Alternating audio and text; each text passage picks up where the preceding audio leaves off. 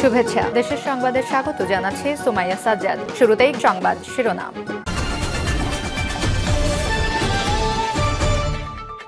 নতুন সুযোগে বৈষম্যহীন রাষ্ট্র প্রতিষ্ঠা করতে চাই বলছেন মির্জা ফখরুল ইসলাম আলমগীর। এরপর জানিয়ে দেব মুক্তিযোদ্ধা দলের সমাবেশে যোগ দেবেন বেগম খালেদা জিয়া। আরো জানিয়ে দেব অন্তর্বর্তী সরকার দায়িত্ব নেওয়ার পর কোনো দুর্নীতি হয়নি বলছেন ফয়জুল কবির। এদিকে বিরোধীদের সন্ত্রাসবাদী হিসেবে প্রচার করত আওয়ামী লীগ বলছেন যুক্তরাষ্ট্র। এবং সর্বশেষ জানিয়ে দেব বালু বিক্রির টাকা ভাগাভাগি নিয়ে বিএনপি দুই গ্রুপের সংঘর্ষ, আহত 8 জন। শিরোনাম শুনলেন, এখন বিস্তারিত। তবে তার আগে ভিডিওটিতে একটি লাইক কমেন্ট শেয়ার করে সবাইকে দেখার সুযোগ করে দিতে বিশেষ অনুরোধ রইল। নতুন সূচকে বৈষম্যহীন রাষ্ট্র প্রতিষ্ঠা করতে চাই বলছেন মির্জা ফখরুল ইসলাম আলমগীর। বিএনপির মহাসচিব মির্জা ফখরুল ইসলাম আলমগীর বলেছেন, 36শে জুলাই বা 5 আগস্ট ফ্যাসিস্ট শক্তিকে পরাজিত করে নতুন সুযোগ সৃষ্টি হয়েছে। এই সুযোগের সদ্ব্যবহার করে আমরা বাংলাদেশকে সত্যিকার অর্থেই একটি গণতান্ত্রিক আধুনিক রাষ্ট্র ও বৈষম্যহীন রাষ্ট্র হিসেবে প্রতিষ্ঠা করতে চাই। মির্জা ফখরুল বলেন, গতকাল শনিবার শহীদ বুদ্ধিজীবী দিবস। 1971 সালে এই দিনে বিজয়ের পূর্ব মুহূর্তে পাক হানাদার বাহিনী বাংলাদেশের প্রতি সাংবাদিক, বুদ্ধিজীবী, অধ্যাপক, বৈজ্ঞানিক ও সুশীল সমাজের বিশিষ্ট ব্যক্তিদের তুলে নিয়ে হত্যা করে। 1971 সালে আমরা জাতিশ্রেষ্ঠ সন্তানদের হারিয়েছি। তিনি বলেন, বাংলাদেশের মানুষ 1971 সালে যুদ্ধ করেছিল একটা স্বাধীন, গণতান্ত্রিক ও সমৃদ্ধ বাংলাদেশ বিনির্মাণের জন্য। এটি হয়েছিল শহীদ প্রেসিডেন্ট জিয়াউর রহমানের মুক্তিযুদ্ধ ঘোষণার মধ্য দিয়ে। বিএনপির মহাসচিব বলেন, জাতীয়তা দলের পক্ষে ছিল দলের চেয়ারপারসন খালেদা জিয়ার পক্ষ থেকে, এই ভারপ্রাপ্ত চেয়ারম্যান তারেক রহমানের পক্ষ থেকে আজ আমরা সবাই মিলে শ্রদ্ধা নিবেদন করেছি। শহীদ বুদ্ধিজীবীদের মাগফিরাত কামনা করছি। খুব দ্রুত জনগণের ইচ্ছা অনুযায়ী একটি নির্বাচনের ব্যবস্থা হবে জানিয়ে মির্জা ফখরুল বলেন, আমরা সবসময় আশাবাদী। ইতোমধ্যে অন্তর্বর্তী সরকার প্রতিষ্ঠিত হয়েছে, আমরা সহযোগিতা করছি। আশা করি খুব দ্রুত জনগণের ইচ্ছা অনুযায়ী একটি নির্বাচনের ব্যবস্থা হবে। একটি অবাধ, সুষ্ঠু ও নিরপেক্ষ নির্বাচনের মধ্য দিয়ে জনগণ তাদের প্রতিনিধি নির্বাচনের সুযোগ পাবে। এ সময় আরো ছিলেন বিএনপির স্থায়ী কমিটির সদস্য ডক্টর আব্দুল মঈন খান, নজরুল ইসলাম খান, চেয়ারপারসন উপদেষ্টা আবুল খায়ের ভূঁইয়া, অবদুস সালাম, সিনিয়র যুগ্ম মহাসচিব রুহুল কবির রিজভী, যুগ্ম মহাসচিব খায়রুল কবির খোকন, হাবিবুন নবী খান সোহেল, শহীদউদ্দিন চৌধুরী অ্যানি, প্রচার সম্পাদক সুলতান সালাউদ্দিন টুকু, নাসিরউদ্দিন নাসির সহ বিএনপি অঙ্গ সংগঠনের হাজারো নেতাকর্মী। মুক্তিযোদ্ধা দলের সমাবেশে যোগ দেবেন খালেদা জিয়া। প্রায় 7 বছর পর বিএনপির চেয়ারপারসন ও সাবেক প্রধানমন্ত্রী বেগম খালেদা জিয়া সমাবেশে যোগ দিচ্ছেন। আগামী 21শে ডিসেম্বর রাজধানী আগারগাঁয়ে বাংলাদেশ চীন মৈত্র আন্তর্জাতিক সম্মেলন কেন্দ্রে মুক্তিযোদ্ধা সমাবেশে প্রধান অতিথি হিসেবে যোগ দেবেন বিএনপির প্রধান। শনিবার রাতে বিএনপির মিডিয়া সেলের সদস্য সাইরুল কবির খান এ তথ্য নিশ্চিত করেছেন। জানা গেছে, মহান বিজয় দিবস উপলক্ষে বাংলাদেশ জাতীয়তাবাদী মুক্তিযোদ্ধা দলের উদ্যোগে এই সমাবেশ অনুষ্ঠিত হবে। সেখানে 1.5 থেকে 2 হাজারের মতো বীর মুক্তিযোদ্ধা উপস্থিত থাকবেন। সর্বশেষ 2017 সালে 12 নভেম্বর রাজধানীর সোহরাওয়ার্দী উদ্যানে বিপ্লব ও সংহতি দিবস অনুষ্ঠানে প্রধান অতিথি হিসেবে যোগ দিয়েছিলেন খালেদা জিয়া। এর আগে গত 21শে নভেম্বর সশস্ত্র বাহিনী দিবসের সংবর্ধনা অনুষ্ঠানে যোগ দিতে সেনাকুঞ্জে গিয়েছিলেন খালেদা জিয়া। এর মধ্যে দিয়ে দীর্ঘ অর্ধযুগ পর সশরীরে কোনো কর্মসূচিতে যোগ দেন তিনি।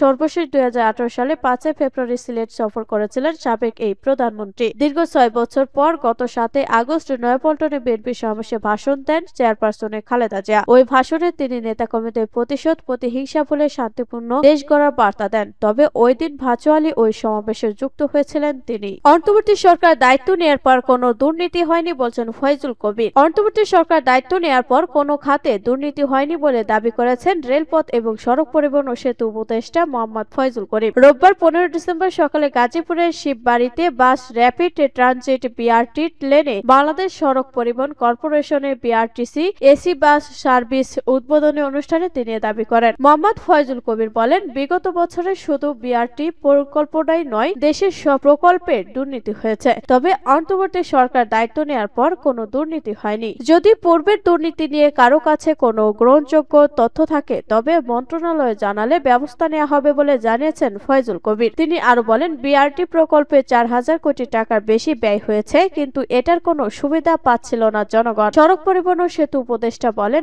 আগামী জুনের মধ্যে এই বিআরটি প্রকল্পটি পুরোপুরিভাবে সম্পন্ন হবে। আপাতত বিআরটি লেন দিয়ে ছোট বহন এবং বিআরটিসি বাস চলবে। একই দিন সকালে ঢাকার সঙ্গে গাজীপুরবাসীর যোগাযোগ আরো সহজ করতে ঢাকা জয়দেবপুর ঢাকার পথে 4 জোড়া নতুন কমিউটার ট্রেনের উদ্বোধন করেন ফয়জুল কবির খান। জয়দেবপুর রেল স্টেশনে পতাকা নাড়িয়ে এইসব কমিউটার ট্রেন উদ্বোধন করেন তিনি। অন্তর্বর্তী সরকারের উন্নয়নের লক্ষ্য অনুযায়ী এইসব প্রকল্প বাস্তবায়ন করা হচ্ছে বলেও জানান ফয়জুল কবির। বিরোধীদের সন্ত্রাসবাদী হিসেবে প্রচার করতে আওয়ামী লীগ বলছেন যুক্তরাষ্ট্র। বিশ্বের বিভিন্ন দেশে 2023 সালে সন্ত্রাসী কার্যক্রম নিয়ে বার্ষিক প্রতিবেদন প্রকাশ করেছে মার্কিন পররাষ্ট্র দপ্তর। প্রতিবেদনে বলা হয়, 2023 সালে বাংলাদেশে আন্তর্জাতিক সন্ত্রাসী হামলার কোনো ঘটনা ঘটেনি, তবে আওয়ামী লীগ সরকার প্রায় রাজনৈতিক বিরোধীদের কার্যক্রমকে সন্ত্রাসবাদের সঙ্গে মিলিয়ে প্রচার করেছে। এছাড়া প্রতিবেদনে উল্লেখ করা হয়েছে, বাংলাদেশের বিভিন্ন নিরাপত্তা বাহিনীর একটা অংশের বিরুদ্ধে বিচার বহির্ভূত হত্যাকাণ্ড এবং মানবাধিকার লঙ্ঘনের অভিযোগ আছে। এতে আরো বলা হয়, বাংলাদেশের আইন শৃঙ্খলা রক্ষাকারী বাহিনী অবশ্য জঙ্গিদের, বিশেষ করে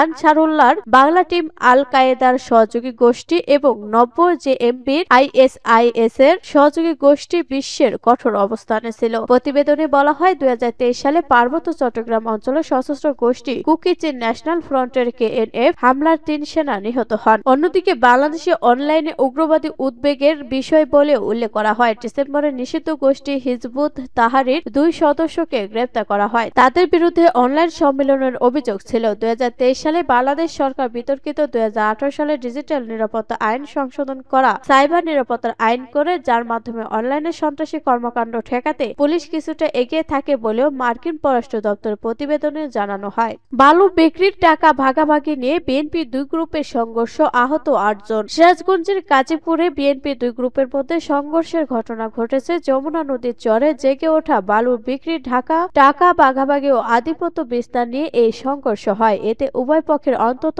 8 জন আহত হয়েছেন। আহতদের উপজেলা স্বাস্থ্য কমপ্লেক্স ও সিরাজগঞ্জ 250 শয্যার জেনারেল হাসপাতালে ভর্তি করা হয়েছে। শনিবার 14 ডিসেম্বর বিকেল 4টার দিকে উপজেলা সদর ইউনিয়নের সিংড়াবাড়ি এলাকায় এ ঘটনা ঘটে। আহতরা হলেন বিএনপির সমর্থিত একই এলাকার হৃদয় শেখ, মুন্না আহমেদ, পারভেজ শেখ, ফজলে রাব্বি ও উষা বেগম। বর্তমানে তারা সিরাজগঞ্জ 250 শয্যার জেনারেল হাসপাতালে চিকিৎসাধীন রয়েছেন। এ ঘটনায় আরো 3 জন উপজেলা স্বাস্থ্য কমপ্লেক্সে ভর্তি রয়েছে। স্থানীয় সূত্র জানায়, উপজেলার সিংড়াবাড়ি এলাকায় যমুনা নদীর ভাঙন রোধে জিওব্যাগ ড্যাপিং প্রকল্পের কাজ চলছে। এ কাজে পানি উন্নয়ন বোর্ডের ঠিকাদারি প্রতিষ্ঠান অবৈধভাবে যমুনায় জেগে ওঠা চর থেকে বালু সংগ্রহ করে জিওব্যাগে ভরছে। এতে উপজেলা বিএনপির সাংগঠনিক সম্পাদক মিজানুর রহমান বাবলুর ছেলে মেহেদী হাসান সুমন ও উপজেলার স্বেচ্ছাসেবক দলের যুগ্ম আহ্বায়ক আসাদুল ইসলামের লোকজন ওই ঠিকাদারি প্রতিষ্ঠানের কাছ থেকে প্রতিদিন নৌকা প্রতি নির্দিষ্ট পরিমাণ চাঁদা নেন। এ চাঁদার টাকা ভাগাভাগি ও আধিপত্য বিস্তার নিয়ে তাদের মধ্যে সংঘর্ষ হয়। চাঁদা নেওয়ার বিষয়টি অস্বীকার করে মেহেদী হাসান সুমন জাগো নিউজকে বলেন, উপজেলার স্বেচ্ছাসেবক দলের যুগ্ম